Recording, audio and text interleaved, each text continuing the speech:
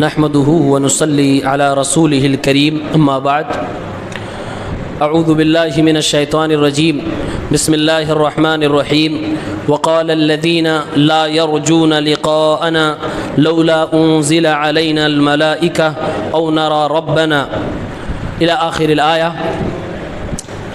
محترم مصلیان، 19ویں تراویح ہم سب نے پڑھی، 18 روزے ہمارے مکمل ہو گئے۔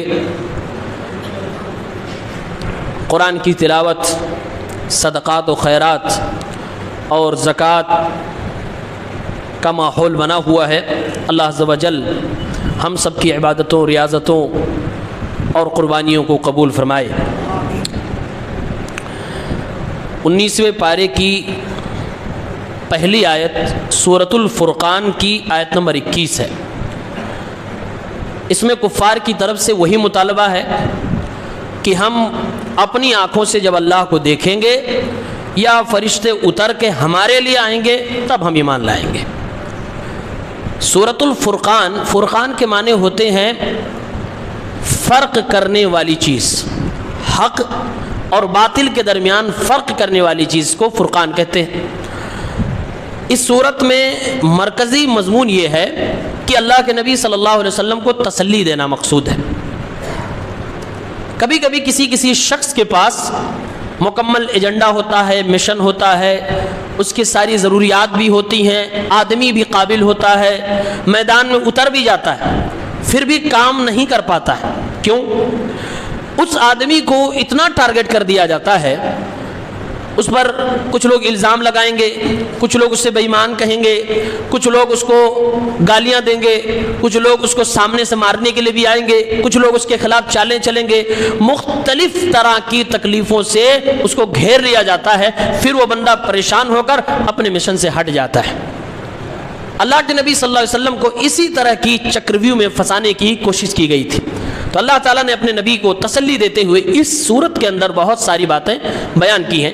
اس صورت کی پہلی آیت ہی ہے تبارک الذی نزل الفرقان علی عبدہ لیکون للعالمین نذیرا۔ اے میرے پیغمبر، بابرکت ہے وہ ذات جس نے فرقان نامی کتاب کو اپنے بندے پہ نازل فرمایا تاکہ وہ بندہ ساری دنیا کے لیے ڈرانے والا بن جائے۔ اللہ تعالیٰ نے اپنے نبی صلی اللہ علیہ وسلم کے لیے ایک رتبہ بیان کیا، اے میرے نبی، آپ سے پہلے جتنے بھی نبی ہوا کرتے تھے وہ اپنے قبیلے اور خاندان کے لیے بنائے جاتے تھے، لیکن آپ کا رتبہ اتنا بڑا ہے کہ مکے والے نہیں مانتے، کوئی بات نہیں، دنیا اتنی لمبی چوڑی ہے، ساری دنیا کے لیے نبی بنا کر آپ کو بھیجا ہے اور آپ کو فرقان نامی کتاب دی ہے۔ اللہ نے یہاں پر قرآن نہ کہہ کر فرقان ذکر کیا ہے کہ میرے نبی، حق و باطل اسی کتاب سے جدا ہو جائے گا، آپ میری گائیڈ لائن میں، میری رہنمائی میں اس کتاب عظیم کی تفسیر کرتے رہیے، تشریح کرتے رہیے اور یہ پیغام دنیا کو پہنچاتے رہیے۔ اس کے علاوہ بہت ساری چیزیں اللہ تعالیٰ نے ذکر کی جس سے ہمارے نبی صلی اللہ علیہ وسلم کو سکون ملا، اطمینان ملا اور آپ کو تسلی حاصل ہوئی۔ اس میں آیت نمبر 54 ہے، اللہ تعالیٰ نے اپنی ایک قدرت کا اظہار کیا ہے کہ دنیا میں 2 سمندر ایسے ہیں کہ دونوں کا پانی الگ الگ ٹیسٹ کا ہے، الگ الگ کلر کا ہے، اور دونوں ایک ساتھ ہیں اور بغیر کسی حاجز کے، بغیر کسی بارڈر کے دونوں پانی آپس میں مل بھی نہیں رہے۔ تو اللہ نے اس کو ذکر کیا، کہا کہ یہ میری قدرت ہے۔ وَهُوَ الَّذِي مَرَجَ الْبَحْرَيْنِ هَذَا عَذْبٌ فُرَاتٌ وَهَذَا مِلْحٌ أُجَاجٌ۔ 2 سمندر ایک ساتھ بہتے ہیں، ایک کا پانی میٹھا ہے اور ایک کا کھارا ہے۔ وَجَعَلَ بَيْنَهُمَا بَرْزَخًا وَحِجْرًا مَحْجُورًا۔ ظاہراً وہاں پر کوئی بارڈر نہیں بنا ہوا ہے، کوئی باندھ نہیں بنا ہوا ہے، لیکن اللہ تعالیٰ نے اپنی قدرت سے ایسا باندھ بنایا ہے کہ نہ تو میٹھا کھارے میں مل رہا، نہ کھارا میٹھے میں مل رہا ہے۔ اچھا، اللہ تعالیٰ کی یہ قدرت ایک طرف، یہاں اللہ تعالیٰ 2 پانی کو ملنے نہیں دے رہا ہے اور کہہ رہا ہے یہ میری قدرت ہے۔ اس کے اگلی آیت میں اللہ تعالیٰ اپنی قدرت کی الگ مثال دے رہا ہے کہ میں 2 الگ الگ پانیوں کو ملا دیتا ہوں۔ کیسے؟ دیکھیے، اللہ نے فرمایا وَهُوَ الَّذِي خَلَقَ مِنَ الْمَاءِ بَشَرًا وَهُوَ الَّذِي خَلَقَ مِنَ الْمَاءِ بَشَرًا وہی اللہ جس نے دو سمندروں کے پانی کو ملنے نہیں دیا، ایک میٹھا اور ایک کھارا، وہی اللہ رب العالمین انسانوں کو پانی کے ذریعے سے پیدا فرمایا، فجعلہ نسبا وسحرا، اور انسانوں کے خاندان بھی بنا دیے، ان کی بیویوں کے خاندان کو بھی ان کا رشتہ دار بنا دیا۔ آپ دونوں کے تطابق پر غور کریے، ایک طرف اللہ فرما رہا ہے دو طرح کے پانی، ایک میٹھا اور ایک کھارا، دونوں کو میں ملنے نہیں دے رہا ہوں، یہی میری قدرت ہے، اور دوسری طرف اللہ فرما رہا کہ میں نے پانی سے انسان کو پیدا فرمایا۔ ہم سب جانتے ہیں انسان کی پیدائش مرد اور عورت کے پانی کے ملنے سے ہوتی ہے۔ اگر اللہ رب العالمین اولاد نہ دینا چاہے، پوری دنیا کوشش کر لے، وہ پانی ملا کر بھی انسان پیدا نہیں کر سکتی ہے۔ اللہ فرما رہا ادھر میں ملنے نہیں دے رہا ہوں، ادھر میں دو اجنبی لوگوں کے پانی کو نکاح کی برکت سے ملا کر ایک انسان بنا کر کھڑا کر دے رہا ہوں، یہاں پر یہ میری قدرت ہے اور وہاں پر وہ میری قدرت ہے۔ فَجَعَلَهُ نَسَبًا وَسِحْرًا، اور پھر اللہ تعالیٰ انسان کو صرف پیدا نہیں کرتا بلکہ اس کے رشتہ داروں کو بھی پیدا کر کے اللہ اسے پورے خاندان حسب و نسب والا بنا دیتا ہے، اور اس کے رشتہ داری کو اتنا بڑھاتا ہے کہ اس کی جب شادی ہو جاتی ہے تو سسرال والے بھی رشتہ دار بن جاتے ہیں۔ اللہ تعالیٰ نے اس میں دو طرح کے قرابت داروں اور رشتہ داروں کا تذکرہ فرمایا ہے۔ اللہ نے فرمایا یہ دونوں رشتے میں نے بنائے ہیں۔ آج کے دور میں افراط و تفریط ہے، کچھ علاقوں میں آپ جائیں گے تو وہاں پر اپنا خاندانی رشتہ اتنا مضبوطی سے لوگ پکڑتے ہیں کہ سسرال کی بینڈ بجا دیتے ہیں، اس کی کوئی اہمیت ہی نہیں سمجھتے، اور سسرال کو خاطر ہی میں نہیں لاتے ہیں، بلکہ اس کی ہمیشہ بے عزتی کرنا، اس کو ذلیل کرنا، رسوا کرنا وہ اپنا پیدائشی حق سمجھ لیتے ہیں، تو یہ بھی غلط ہے۔ اور کچھ علاقوں میں آپ جائیں گے تو وہ اصلی رشتہ دار اپنے سسرال والوں کو سمجھتے ہیں، اپنے چچا اور اپنے پھوپھا اپنے خاندان والوں کو اس کو سائیڈ کر دیتے ہیں، یہ بھی غلط ہے۔ اللہ نے فرمایا یہ دونوں ہی رشتے میں نے بنائے ہیں، دونوں کو مینٹین کر کے بیلنس کر کے تمہیں رکھنا ہے، بنائے ہوئے دونوں اللہ کے ہیں۔ وَكَانَ رَبُّكَ قَدِيرًا، اللہ تعالیٰ اس بات پر قادر ہے، کس بات پر؟ کہ وہاں دو پانی ملنے نہیں دے رہا ہے اور یہاں دو پانی ملا کر اللہ تعالیٰ کی انسان پیدا کر کے رشتہ داری میں اسے تقسیم کر دے رہا ہے۔ اور رشتہ داری نبھانا اسلام کے اندر بتایا گیا ہے روزی بڑھنے کا ذریعہ ہے، روزی بڑھنے کا ذریعہ رشتہ داری کو نبھانا بھی ہے۔ اللہ کے نبی صلی اللہ علیہ وسلم نے یہ بھی بتایا جو رشتہ دار کاٹ رہا ہے، بھاگ رہا ہے، اس کو پکڑ کے ملانا اصل رشتہ داری نبھانا اس کو کہتے ہیں۔ بلکہ صدقے کے باب میں آپ صلی اللہ علیہ وسلم نے بیان کیا سب سے بہترین صدقہ یہ ہے کہ جو رشتہ دار آپ سے چڑھتا ہے اسی کو دو، اسی کو خرچ کرو، اس کے ساتھ لین دین کرو، جو آپ سے چڑھ رہا ہے، جو آپ سے حسد کر رہا ہے، تو یہ سب سے بہترین صدقہ ہے۔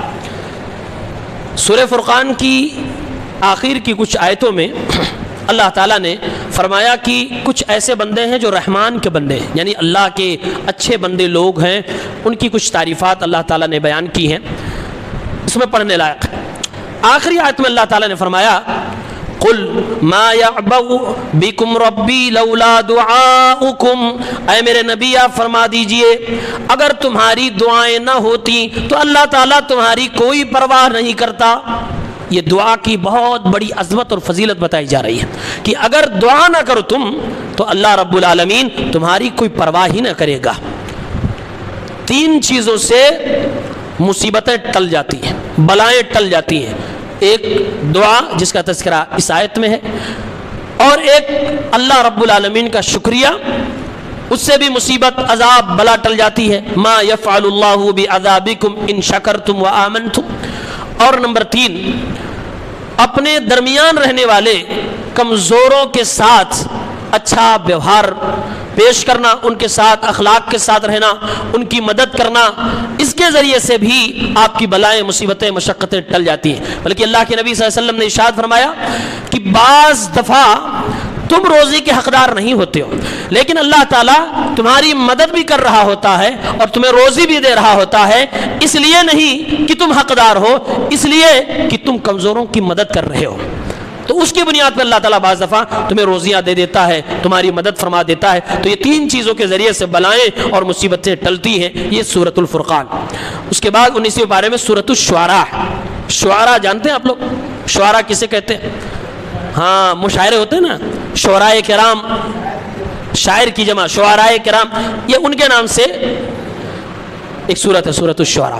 شعراء کرام، قرآن ان کو کیا کمنٹمنٹ دے رہا ہے یہ آپ جاننا چاہتے ہیں؟ ہاں بڑے مشاعرے ہوتے ہیں اور آج بڑے عجیب و غریب مسلمان ہیں، قرآن و حدیث کے درس کے لیے جو خرچہ ہے پوچھ لو بھیا 500 روپیہ دے دو، ارے آج کل بڑا مدہ چلا، اچھا اسی محلے میں مشاعرہ ہو جائے، لو بھیا 10,000، وہ والی میڈم کو بلانا۔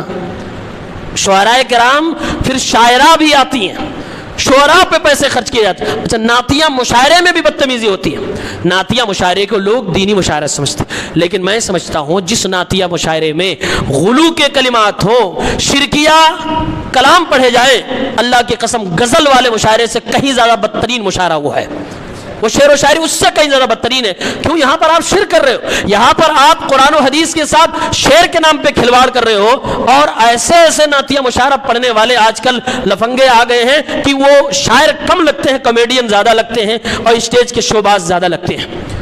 اللہ تعالیٰ شعراء کو کیا کہتا ہے؟ پہلے تو میں آپ کو سورہ یاسین کی ایک آیت کوٹ کر دوں، وَمَا عَلَّمْنَاهُ الشِّعْرَ وَمَا يَنبَغِي لَهُ، میں نے اپنے محبوب کو شعر و شاعری نہیں سکھائی اور ان کے لیے مناسب بھی نہیں تھا، ان کو جچتا بھی نہیں تھا۔ کیا مقصد تھا؟ ایک بڑا مقصد یہ تھا کہ ویسے ہی میرے نبی پہ الزام لگ رہا تھا کہ یہ قرآن جو ہے شاعری ہے، تو اللہ فرما رہا ہے میں نے شاعری سکھائی نہیں، شاعری کیسے کرے گا، اور ان کو جستا بھی نہیں۔ تو یہ ایک تو یہ، دوسری بات یہاں سورہ شعراء میں اللہ نے فرمایا وَالشُّعَرَاءُ يَتَّبِعُهُمُ الْغَاوُونَ، شاعروں کے فالوور زیادہ تر پاگل قسم کے لوگ ہوتے ہیں، زیادہ تر بھٹکے ہوئے لوگ ان کے فالوور ہوتے ہیں۔ اچھا کچھ شاعر اچھے بھی ہیں، اللہ نے اسی سورۃ الشعراء میں جہاں شاعروں پر یہ کمنٹ کیا ہے وہیں پر آگے اللہ تعالیٰ نے ایک سیکشن لگا دیا اِلَّا الَّذِينَ آمَنُوا، شاعروں میں جو ایمان والے ہوں، نیک عمل کرنے والے ہوں، سچی روایات کی روشنی میں شاعری کرتے ہوں، وہ بہت اچھے ہیں، وہ بھی اسلام کی خدمت کر رہے ہیں۔ بلکہ ہمارے نبی نے فرمایا اِنَّا مِنَ الشِّعْرِ لَحِکْمَةً، بعض شاعری کے ذریعے سے حکمت اور دانائی کی باتیں بھی کہی جاتی ہیں۔ اللہ کے نبی حسان ابن ثابت سے کہتے تھے شاعری میں جواب دو، جبریل تمہاری مدد کریں گے، تو جو اچھی شاعری کرے، اوتھینٹک شاعری کرے، قرآن و حدیث کی روشنی میں کرے، بے حیائی اور بے شرمی والی شاعری نہ کرے، وہ اسلام میں مستحسن ہے۔ تو شاعری کو لے کر من جملہ آپ دیکھیں گے تو اللہ نے فرمایا کہ اکثر ان کے جو فالوور ہوتے ہیں وہ بیوقوف اور گمراہ ٹائپ کے ہوتے ہیں۔ قیامت کے سلسلے میں ایک بات، یوم لا ينفع مال ولا بنون الا من اتى الله بقلب سلیم، اے اللہ رب العالمین اس دن مجھے رسوا نہ کرنا جس دن دنیا کے لوگ زندہ کر کے اٹھائے جائیں گے، جس دن نہ کسی کا کوئی مال کام آئے گا اور نہ کسی کی کوئی اولاد کام آئے گی، الا من اتى الله بقلب سلیم، ہاں اس آدمی کو فائدہ مل سکتا ہے، وہ آدمی بچ سکتا ہے جو ایک صاف ستھرا دل لے کر آئے گا، قلب سلیم لے کر آئے گا، صاف ستھرا دل لے کر آئے گا۔ جاننے کی چیز ہے یہ قلب سلیم ہے کیا؟ قلب مطلب دل ہوتا ہے۔ ہاں عربی میں تجوید بہت ضروری ہے، چھوٹے کاف سے قلب پڑھیں گے تو کتا ہو جائے گا، اس کی معنی کتا ہوتی ہے، اور بڑے کاف سے قلب پڑھیں گے تو اس کا معنی دل ہو گیا۔ کتا اور دل کہاں کتنا فرق ہے؟ آپ کسی کو کہو آپ میرے دل ہو اور آپ کا مخرج نہ صحیح ہو، آپ کہو قلبی تو گویا آپ کہو مائی ڈاگ میرے کتے، اور آپ کہنا کیا چاہ رہے ہو میرا دل، تو مخرج کا اتنا بڑا دخل عربی زبان میں ہے۔ اس لیے کہا جاتا ہے کہ اچھے لوگوں سے قرآن پڑھنا سیکھ لو، صرف دیکھ کے ریڈنگ ہیاں ہوا کر کے ایسی نہیں ہوتی قرآن کی پڑھائی، قرآن کو اس کے الفاظ جیسے ادا ہونے چاہیے اسی طرح سے ادا کر رہے ہیں، ورنہ میننگ کہاں سے کہاں پہنچ جائے گی آپ کو پتہ بھی نہیں چلے گا۔ تو یہ قلب سلیم کیا ہے؟ سلیم کا مطلب ہوتا ہے سیف، مطلب ایسا دل جو بالکل سیف ہے۔ کس چیز سے سیف؟ اللہ فرما رہا ہے کہ یہ بچ جائیں گے جس کے پاس سیف دل ہوگا۔ اپنے دماغ سے سوچئے کہ کون سا دل ہوگا جس کو اللہ قلب سلیم کہہ رہا ہے اور کس چیز سے اس کو سیف کر کے لے جانا ہے تو بہت ساری چیزیں، دو چیزیں بس منشن کریے۔ نمبر ایک، اس دل میں سب سے زیادہ محبت اللہ سے ہونی چاہیے۔ کہیں ایسا نہ ہو مخلوقات کی محبت اللہ کی محبت پہ غالب آ جائے، پھر ہمارا دل سیف نہیں ہے۔ اگر ہمارے دل میں بیوی بچوں کی محبت زیادہ ہے، اللہ کی محبت سیکنڈری ہے، دل سیف نہیں ہے، دل سیف نہیں ہے۔ دل محفوظ کرنا ہے، قلب سلیم بنانا ہے، والذین آمنوا اشد حبا للہ، تو سب سے زیادہ اللہ سے محبت۔ اللہ کے بعد اس پوری کائنات میں ہماری محبت کا اگر کوئی حقدار ہے تو جناب محمد عربی صلی اللہ علیہ وسلم ہے۔ اور اس کے بعد ہم اپنے آل اولاد، بلکہ صحابہ کرام، پھر آل اولاد، بیوی بچے، رشتہ دار، پڑوسی، یہ سب نمبر آتا ہے. لیکن یہ اول اور دوم، فرسٹ اینڈ سیکنڈ، یہ درجہ فکس ہے اللہ کا اور پھر محمد الرسول اللہ صلی اللہ علیہ وسلم. یہ قلب سلیم ہے. شرک سے دل کو محفوظ کر کے لے جانا ہے. دل کے کسی بھی کونے میں شرک والا کوئی ڈاٹ نہ لگا ہو، یعنی شرک والے گناہ کا ڈاٹ نہ لگا ہو، اس سے سیو کر کے لے جانا ہے. دوسری چیز، ایک دوسرے سے جو جلن، حسد یہ ہے، اس سے بھی سیو کر کے لے جانا ہے. کیوں؟ اللہ کے نبی صلی اللہ علیہ وسلم فرماتے ہیں ہر انسان اپنی زندگی میں مرنے سے پہلے اگر کسی بھائی کے خلاف اس کے اوپر کچھ حق بنتا ہے تو ادا کر دے، حساب کتاب کر کے دنیا سے چلا جائے. کیونکہ اگر وہ ایسے ہی چلا گیا، پتہ لگا کہ اس نے کسی کا حق مارا، کسی کے ساتھ نہ انصافی کی ہے، کل قیامت کے دن جب اللہ حساب دلوائے گا تو نہ کسی کو مال دینے کی فرصت آئے گی، نہ کسی کو اپنا حساب کتاب چکتا کرنے کی فرصت ملے گی، بلکہ وہاں پر صرف اور صرف نیکیاں ہوں گی. نہ کوئی سکہ چلے گا، نہ کوئی کرنسی چلے گی، نہ کوئی دولت چلے گی، صرف بدلے میں نیکیاں دی جائیں گی. اس لیے دنیا ہی میں حساب چکتا کرنا ہے. تو دنیا سے بھی یہ دو کام کر کے جانا ہے، تب قلب سلیم ہوگا. ایک تو شرک خرافات سے دل کو صاف کرنا ہے، اور لوگوں سے جو بھی کدورت دل میں باتیں ہیں اس کو بھی صاف ستھرا کر کے انسان کو اللہ کے پاس جانا چاہیے. سورۃ الشعراء کے بعد سورۃ النمل ہے. نمل کا مطلب کیا ہوتا ہے؟ چینٹی. ہاں، نملتن ایک سنگل چینٹی، نمل پلورل ہو گیا، ایک پوری کمیونٹی چیونٹی. بتائیے چیونٹی کے نام پہ ایک سورت ہے، سورۃ النمل ہے. کیا عجیب و غریب قرآن ہے. کہیں ابراہیم علیہ السلام کے نام پہ سورہ ابراہیم ہے، تو کہیں سورہ ہود ہے، کہیں سورہ یونس ہے، کہیں سورہ محمد ہے، کہیں سورہ نمل ہے، کہیں سورہ نحل ہے، کہیں شہد کی مکھی اور کہیں چیونٹی اور کہیں محمد الرسول اللہ، کہیں سیدنا یونس. کیا عجیب و غریب کتاب ہے. چیونٹی کا تذکرہ اس صورت میں ہے، تبھی اس صورت کا نام سورۃ النمل ہے. ایک پتے کی بات، کیلکولیشن کی بات بتاتا ہوں. پورے قرآن میں کتنے بسم اللہ ہیں؟ بسم اللہ الرحمن الرحیم کتنی بار آئے؟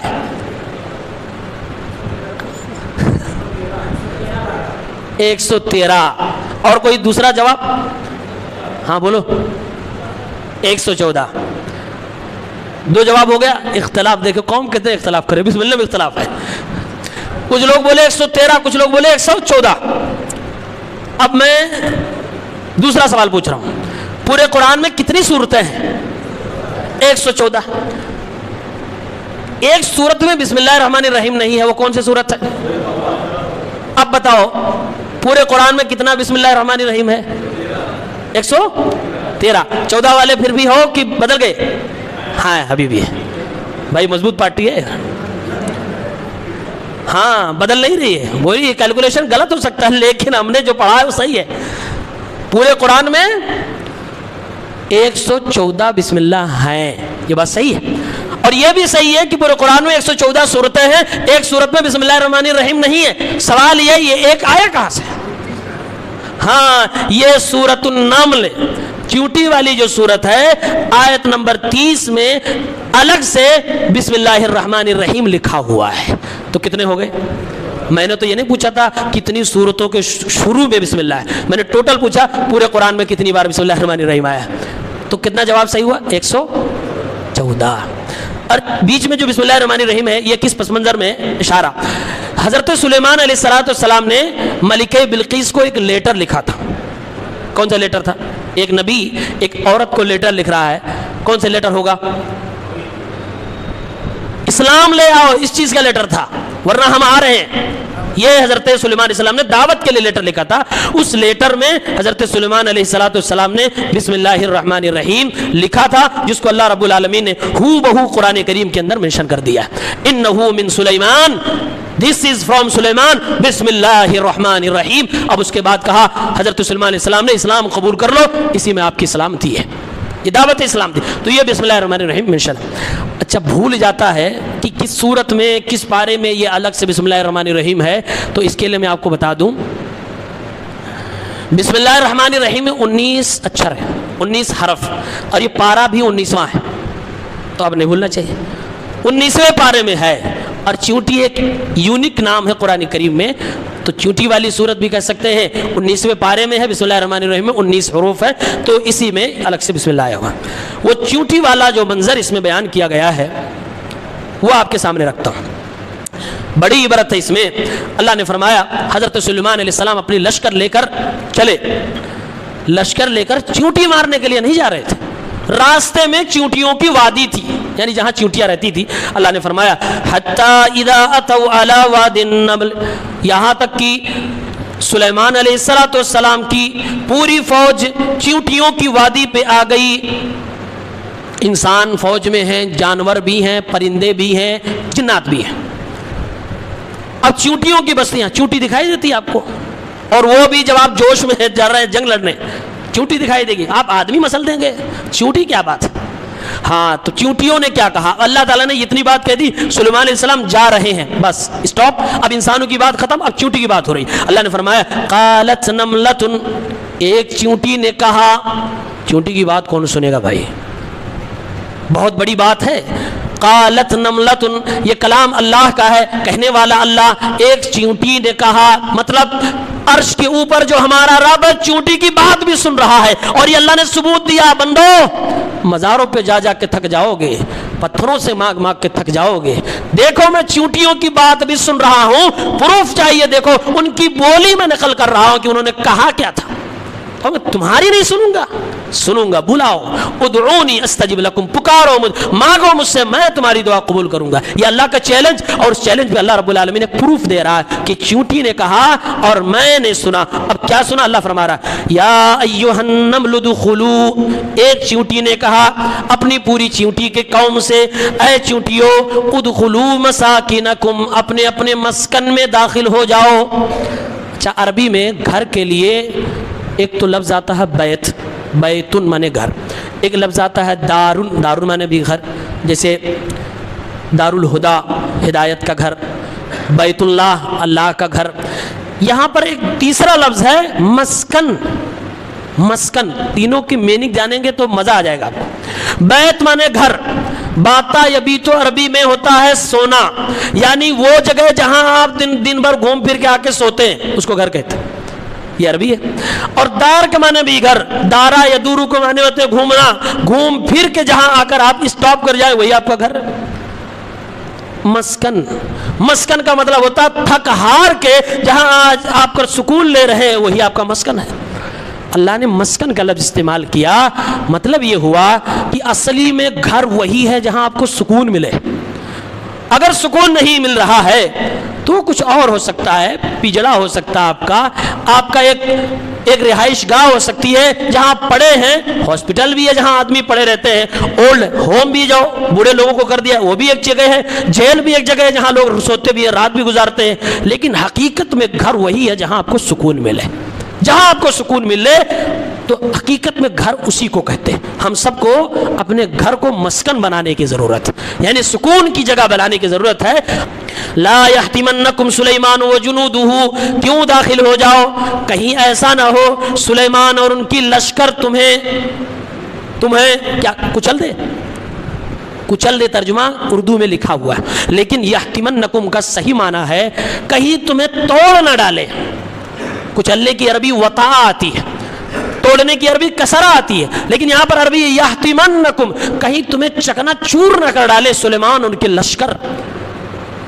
اس میں ایک سائنٹیفک بات، حالیہ ریسرچ بتاتی ہے کہ چیونٹیوں کے اوپر جو پیٹھ جس کو ہم کہتے ہیں، جو حصہ ہوتا ہے وہ ایک طرح کا شیشہ ہوتا ہے۔ کیا ہوتا ہے؟ شیشہ ہوتا ہے۔ کیا عجیب و غریب کتاب، اللہ فرما رہا یہ نہیں کہہ رہا کہ توڑ، اللہ فرما رہا کہیں تمہیں چکنا چور نہ کر ڈالے، شیشہ ہی تو چکنا چور کیا جاتا، ورنہ اللہ کہتا کہیں تمہیں کچل نہ ڈالے۔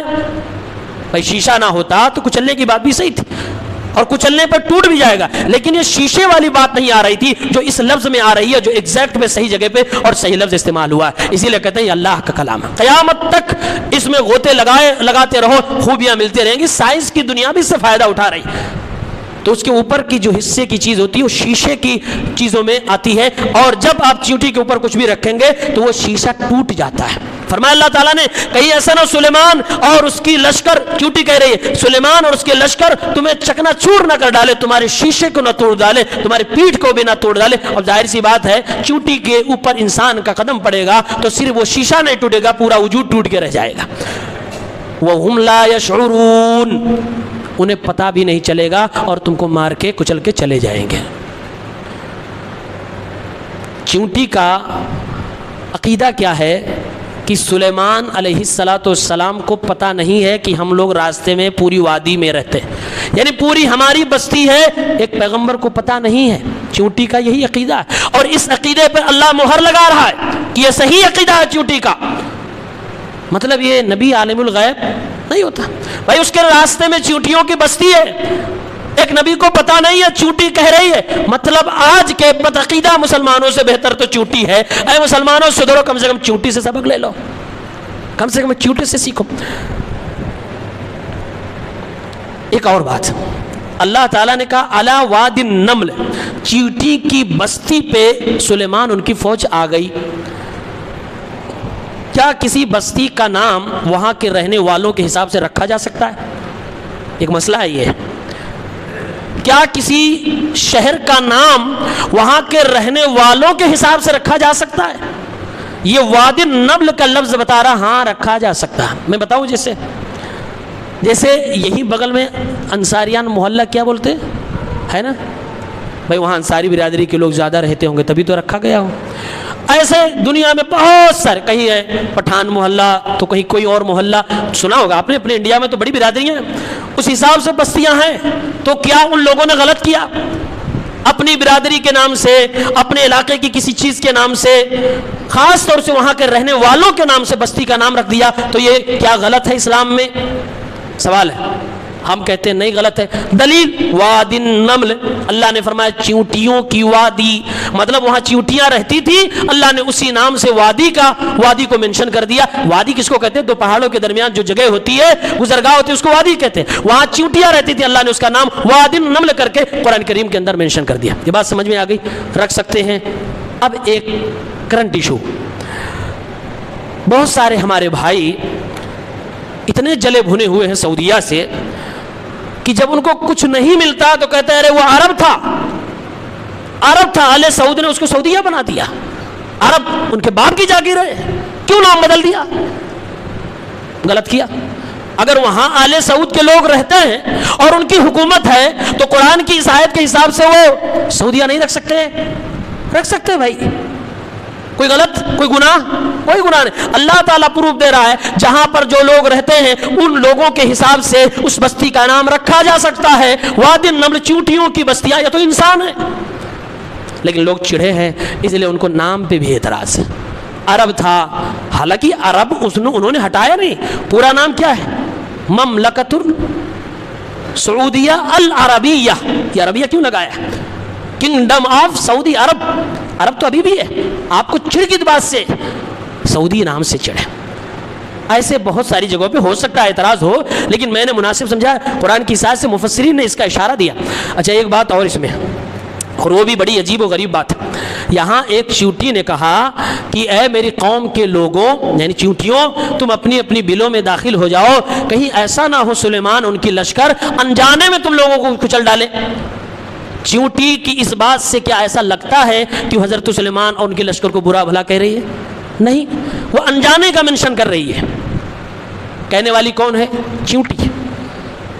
یہی سیم بات قرآن کی سورۃ الفتح میں آیت نمبر 22 میں غالباً صحابہ کے بارے میں اللہ نے کہی ہے، کہیں ایسا نہ ہو تمہیں پرابلم ہو جائے بغیر ان کے جانے، انجانے میں تو ان کی طرف سے تمہیں کہیں تکلیف نہ ہو جائے۔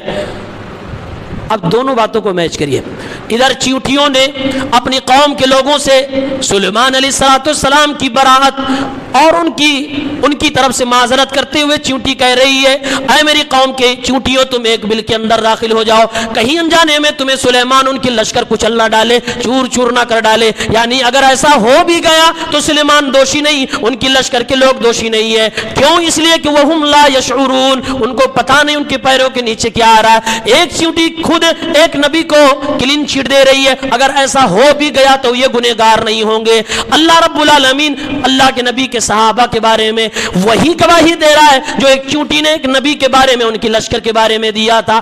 اب اللہ کے نبی صلی اللہ علیہ وسلم حضرت سلیمان علیہ السلام سے کئی گنا زیادہ افضل ہے, اور حضرت سلیمان کی جو لشکر ہے اس لشکر سے کئی گنا افضل اللہ کے نبی صلی اللہ علیہ وسلم کے صحابہ کرام ہے. اسی لیے یہاں پر گواہی اللہ نے ایک چونٹی سے دلوائی, اور وہاں پر جب میرے نبی اور میرے نبی کے صحابہ کی باری آئی تو اللہ رب العالمین نے خود وہی معذرت نامہ پیش کر دیا. خود اللہ تعالیٰ نے اللہ کے نبی کریم صلی اللہ علیہ وسلم اور ان کے صحابہ ان کی پوری لشکر کے حوالے سے وہی معذرت نامہ پیش کر دیا کہ اگر ایسا ہو بھی گیا تو کوئی جرت نہ کرے میرے نبی اور ان کے صحابہ کرام کو برا بھلا کہنے کی. یہ بغیر علم کے انجانے میں ہو جائے گا تو ہو جائے گا, ورنہ جان بوجھ کر یہ کسی کو تکلیف نہیں پہنچا سکتے ہیں. ایک مفسر نے لکھا ہے کہ چیونٹی کو کیسے پتا چل رہا ہے کہ یہ سلیمان انجانے میں ایسا کر تو سکتے ہیں لیکن جان بوجھ کر نہیں کریں گے.